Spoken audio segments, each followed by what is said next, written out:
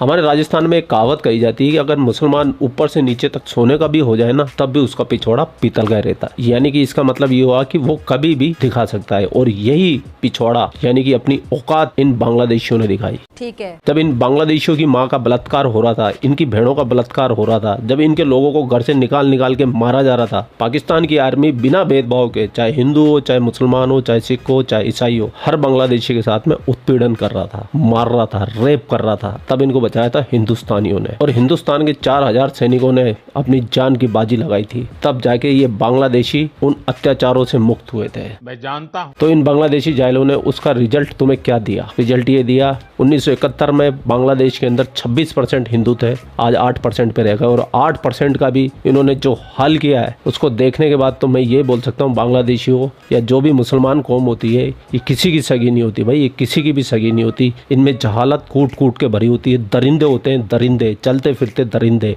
ये लोग इनोसेंट लोगों के घर में जा रहे हैं, उनकी खोपड़ियां उतार रहे हैं। ये स्टूडेंट हैं, ये आतंकवादी हैं ये। और मुझे एक बात बता दो बांग्लादेशियों, तुमको ऐसा लगता है कि तुम 100% मुसलमान हो जाओगे तो तुम्हारे मुल्क में अमन और चैन आ जाएगा? अपनी आंखें खोलो और देखो, जहाँ भी मेजोरिटी में मुसलमान है, सब भूखे मर रहे हैं, आपस में लड़ रहे हैं। चाहे यमन को उठा लो, चाहे अफगानिस्तान को उठा लो, चाहे सीरिया को उठा लो, चाहे नाइजीरिया को उठा लो, चाहे कोई भी ऐसा मुल्क जहाँ पे मुस्लिम मेजोरिटी ज्यादा है, वहाँ पर भूखमरी अशांति है। शेख हसीना को तुमको पसंद थी या ना थी, वो मेरा मुद्दा था ही नहीं। मेरा मुद्दा तो ये, जो बांग्लादेश में हिंदू रहते थे, क्या वो बांग्लादेशी नहीं है? क्या वो बांग्ला नहीं बोलते? वो तुम्हारे जैसे नहीं है? और तुम तो इतने बेशरम हो, जिसने तुम्हारे को आजादी दिलाने के लिए अपने परिवार के काफी लोग कुर्बान कर दिए, तुमने उसके भी पुतले जला दिए। इतने बेगैरत भी मत बनो। जिस बंदे की वजह से तुम बांग्लादेश में आज खुली हवा में सांस ले रहे हो ना, उस बंदे के पुतले तोड़ दिए। तोड़े तो तोड़े, वो भी तुम्हारा इंटरनल मामला है, उस पर भी मैं ज्यादा नहीं बोल रहा हूँ, लेकिन तुमने हिंदुओं को क्यों मारा? इस्कॉन मंदिर तोड़ के गिरा दिया तुमने। जिस इस्कॉन मंदिर ने 1971 के अंदर $1.5 मिलियन का फंड जमा करके तुम लोगों को खाना खिलाया,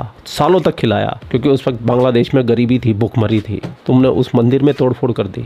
शेम ऑन यू बांग्लादेशियों, धिक्कार है तुम पे, धिक्कार। और मैं धिक्कार देना चाहूंगा हमारे हिंदुस्तान की कांग्रेस पार्टी को, हमारे अपोजिशन वालों को, जिनके मुंह से जय फिलिस्तीन तो निकल जाता है, लेकिन एक बार भी बांग्लादेशी हिंदुओं के लिए एक शब्द नहीं निकला। मैं धिक्कार करना चाहूंगा राहुल गांधी पे, जो गजा में हम लोग के 50 सवाल पूछ सकता है, लेकिन एक भी सवाल इसने हिंदुओं पे नहीं पूछा, एक ट्वीट नहीं किया। पता नहीं कौन सा ऐसे हिंदू है जो इन लोगों को वोट देते हैं। अरे तुम छोड़ो अंधभक्त को, कांग्रेस को, बीजेपी को, तुम हिंदू हो, तुम ये तो याद रखो कम से कम, तुम्हारे लोग मारे जा रहे हैं, आज वो मारे जा रहे हैं, कल तुम्हारा नंबर आएगा। कसाई के पास जो पिंजरे में मुर्गियां होती है, एक एक करके सब निकल रही होती है, बाकी सारी मुर्गियां दाना खाने में मस्त होती है। उनको पता नहीं कि उनका नंबर कब आएगा, उनको लगता है हमें खाने को मिल रहा है तो हम टेंशन फ्री है। अपने अंदर दर्द जमाओ, जात पात ऊंच नीच से ऊपर उठो और अपने आप को सनातनी बोलो, और सनातनियों के लिए लड़ना सीखो। इस पूरी दुनिया में यहूदियों के बाद अगर कोई सबसे ज्यादा सताई हुई कौम है तो वो हिंदू है। अब भी अगर तुम्हारी आंखें नहीं खुलती है तो तुमसे ज्यादा बेशरम कोई नहीं है, तुम भी उस दाना चुगने वाली मुर्गी के जैसे ही हो। पूरी दुनिया में एक ही मुल्क ऐसा है जिसने बांग्लादेश के हिंदुओं के बारे में